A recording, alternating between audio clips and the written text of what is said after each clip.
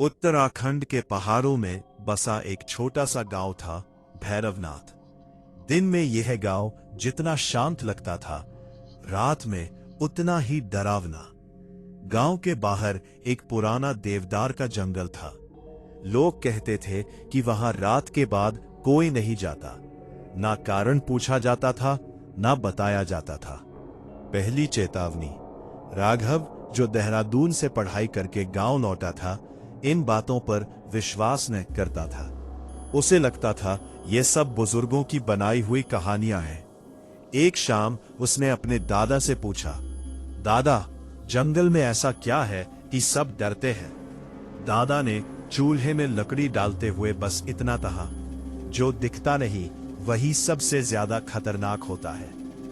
उस रात पहली बार राघव को अजीब सपना आया। उसने देखा वह जंगल में खड़ा है। कोई पीछे से उसका नाम फुसफुसा रहा है, राघव, वापस क्यों आया? उसकी नींद टूट गई। कमरे में तेज ठंड थी, जबकि खिड़की बंद थी। अगले दिन गांव के सबसे बूढ़े आदमी भगत काका की मौत हो गई। लोगों ने कहा दिल का दौरा, लेकिन राघव ने कुछ और देखा था।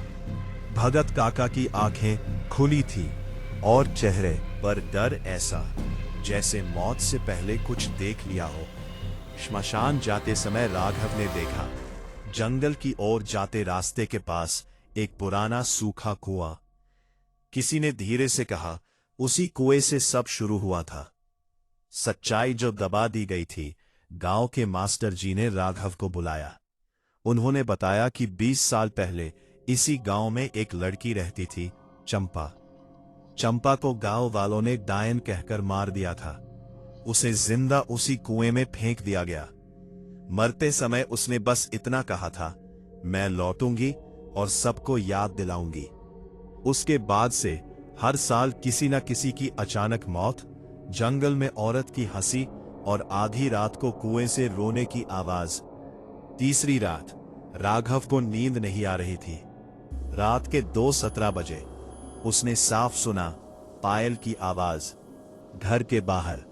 वो जैसे ही दरवाजा खोलने गया, दादा की आवाज आई, मत खोलना, अगर नाम ले तो भी नहीं। लेकिन बाहर से आवाज आई, राघव, मैं चंपा हूं। आवाज में दर्द था, मासूमियत थी। राघव ने झरोखे से झांका। वहां कोई नहीं था, लेकिन जमीन पर गीले पैर के निशान थे। कुएं की ओर जा रहे थे। जंगल की सच्चाई। अगली रात राघव अकेले जंगल गया।